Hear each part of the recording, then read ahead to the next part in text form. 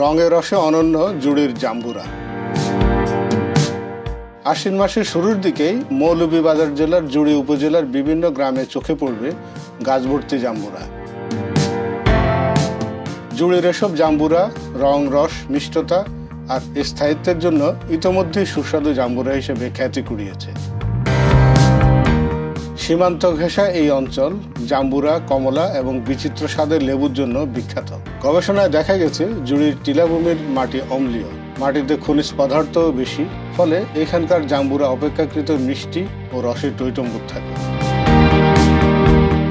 জুড়ির গোয়ালবাড়ি ও পূর্ব জুড়ি ইউনিয়নের ৬৬ হেক্টর টিলাভূমিতে সুদীর্ঘকাল ধরেই এই জাম্বুরার চাষ হচ্ছে। এখানে বছরে উৎপাদিত হয় ১২ মেট্রিক টন জাম্বুরা। কৃষি বিভাগ ফলের রং, খাদ্যাংশ, মিষ্টতা ও রসের পরিমাণ বিশ্লেষণ করে ১২ জাতের জাম্বুরাকে উন্নত জাত হিসেবে চিহ্নিত করেছে। জাম্বুরা গাছ ১০ থেকে ১২ মিটার পর্যন্ত উঁচু হতে পারে, পাতা ডিম্বাকার ও গাঢ় সবুজ রঙের। ফেব্রুয়ারি মার্চে ফুল ফোটে আর ফল পাকে সেপ্টেম্বর থেকে নভেম্বর মাসের মধ্যে। স্পঞ্জের মতো পুরো খোসার ভেতর থাকে মুখরোচক শাঁস। খাদ্যাংশ লবণ মরিচ মাখিয়ে খেতেও বেশ মজা। ফলের রস পেকটিন মুক্ত থাকায় মার্মালেড ও জেলি তৈরিতে ব্যবহৃত হয়।